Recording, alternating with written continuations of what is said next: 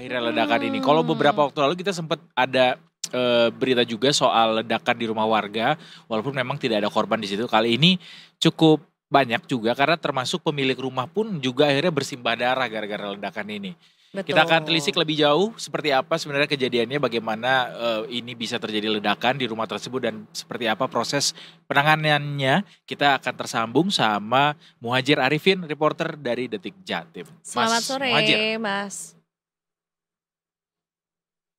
Selamat sore, studio dan speaker dimanapun Anda berada. Selamat Baik. sore Mas Muhajir. Mas boleh dikasih tahu mungkin Mas hari ini lokasinya lagi ada di mana nih? Sepertinya di depan kantor polisi justru ya. Benar, saat ini saya sedang berada di depan markas polisi Mapolresta Pasuruan Kota yang menangani kasus ledakan tadi pagi. Saat ini masih dilakukan penyelidikan. Baik, Mas Muhajir, kita pengen dengar dulu dong bagaimana kejadiannya sampai terjadi ledakan ini terjadi di pagi buta katanya, dan bagaimana penanganannya hingga saat ini, Mas? Baik, terima kasih.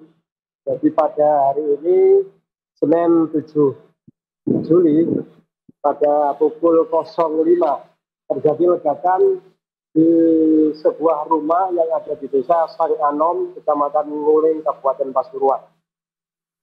Ledakan itu terjadi sangat keras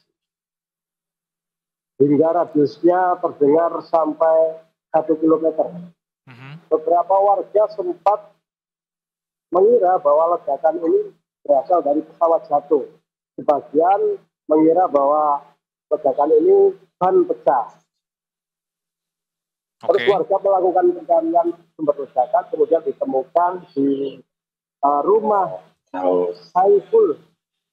Ini hancur di bagian depan, kemudian warga melakukan pertolongan dan mengevakuasi pemilik rumah ke rumah sakit. Demikian. Baik, boleh ceritakan sebesar apa atau seperti apa ledakannya? Apakah karena di sini disebutkan memang rumah dari pemiliknya itu sampai hancur gitu ya? Apakah sebetulnya ini adalah ledakan yang besar? Benar, jadi sebagian rumah pemilik rumah ini hancur di bagian depan sebelah kanan, atau tempatnya menurut informasi warga itu tempat dia melakukan aktivitas sehari-hari sebagai tukang servis handphone. Jadi atap-atap runtuh, kemudian tembok itu jebol, dan pemilik rumah saat dievakuasi, saat ditemukan warga itu sempat terkubur beberapa puing. Pemilik rumah juga mengalami luka yang sangat berat. Tangannya diinformasikan, petugas kepolisian menginformasikan bahwa tangan kanan, pergelangan tangan putus. Putus. Ini bisa sampai menyebabkan pergelangan tangannya putus begitu ya, berarti ledakannya cukup besar gitu. Kemudian apakah sudah diketahui, Mas, ledakan ini berasal dari apa? Apakah bom atau memang ada bahan peledak lain yang digunakan biasanya? Ini katanya soalnya ada kecurigaan salah satunya ini berasal dari bondet atau bom ikan gitu ya. Benar, beberapa warga atau netizen yang ada di sini banyak berspekulasi bahwa ini adalah ledakan dari bondet yang beberapa kali juga sering terjadi di Pasuruan. Beberapa orang juga berspekulasi bahwa ini adalah LPG. Namun pihak kepolisian tidak berani memberikan kesimpulan. Hari ini tim gegana dari Polda Jatim dan tim lapor akan melakukan penyelidikan terhadap sumber ledakan, sehingga bisa dipastikan dari apa ledakan yang sangat keras tersebut. Berarti sampai saat ini masih belum diketahui sumber ledakannya, Mas ya? Sampai saat ini, sampai sore ini belum diketahui, dan rencananya nanti sekitar pukul 17-an itu pihak Polres akan melakukan rilis terkait hasil dari penyelidikan yang dilakukan oleh lapor. Demikian. Korban sendiri sudah kasih ini nggak, Mas? Kasih keterangan nggak? Korban saat ini sedang dirawat di Rumah Sakit Umum Daerah Grati, Kabupaten Pasuruan. Jadi belum bisa dimintai keterangan karena kondisinya juga luka berat, luka parah. Tangannya juga dilaporkan, pergelangan tangannya ini dilaporkan putus. Baik, Mas, apakah korban juga tinggal sendiri atau mungkin juga karena ledakannya begitu besar? Adakah korban lainnya juga yang akhirnya harus ya menjadi korban gitu di dalam kejadian ini? Atau hanya ada korban tunggal aja yang adalah pemilik rumah?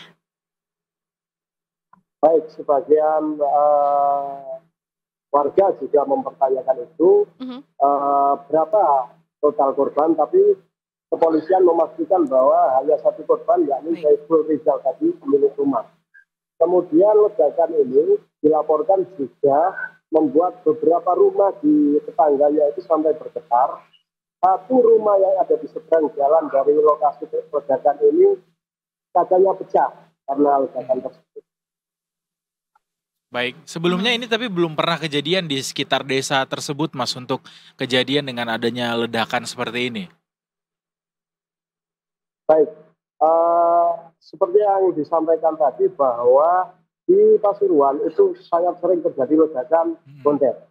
Tapi lokasinya itu di sekitar wilayah pusat kota. Misalnya misalnya masuk wilayah Kabupaten pun itu di dekat Kota Madya. Kalau Pasuruan itu kan ada Kota Madya dan Kabupaten Pasuruan.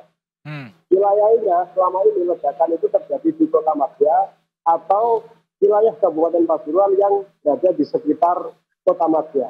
Nah ini TKP ledakan tadi pagi ini sangat jauh dari pusat kota. Bahkan di perbatasan dengan Probolinggo. Jadi ini merupakan hal yang baru kalau bisa dikatakan begitu.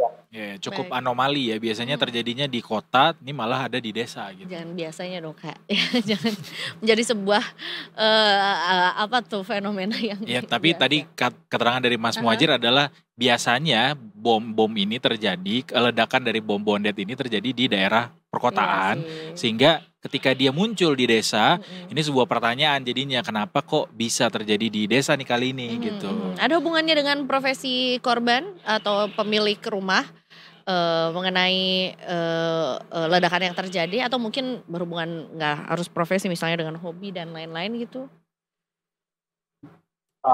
Kalau itu masih dalam penyelidikan intensif. Sekedar diketahui betul bahwa di Pasuruan sejak 1997 sudah terjadi sekitar 5 kali lebih ledakan bondet. Baik.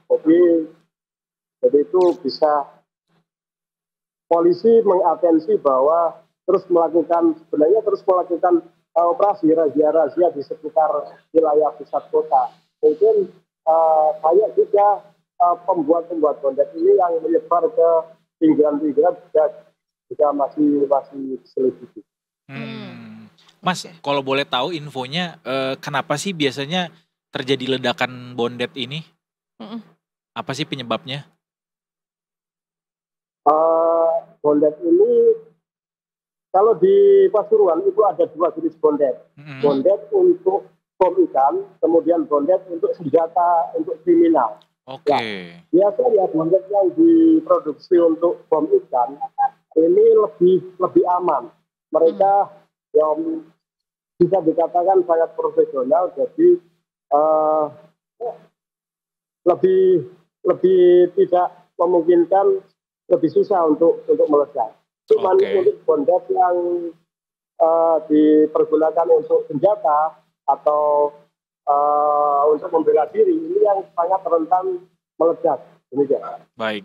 Terakhir mungkin Mas Muhadjir, untuk kasus ini apakah sudah ada keterangan begitu mungkin dari dari tetangga-tetangga korban sendiri?